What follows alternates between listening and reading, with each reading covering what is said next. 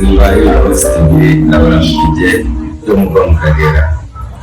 Ngeri Cedric nsanzwe nkorera ikinyamakuru Evariste TV.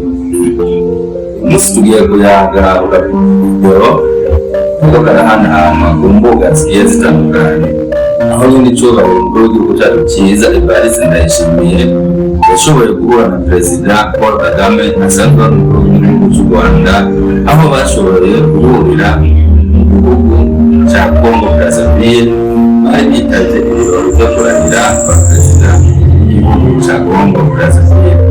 Ako video karahananwa ku mbuga kerekana ingene Perezida Paul Kagame hamwe na Perezida Evariste Ndayishimiye bashoboye kuramukanya. Abantu benshi byarashoboye kubatangaza cyane bivanye n'umubano mubi uri hagati y'ibihugu byombi kuko ari bibiri. Ni mu gihe ibihugu byombi kuko ari igihugu cy'u Rwanda hamwe n'igihugu cy'u Burundi bisanzwe bifitaniye umubano mubi cyane guhera mu mwaka w'2020.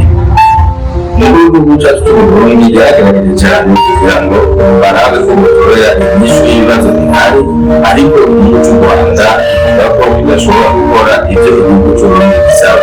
Reka tugaruke neza kuri ino ndamukanyo bashoboye kuramukaniriza mu gihugu cya Congo Brazzaville.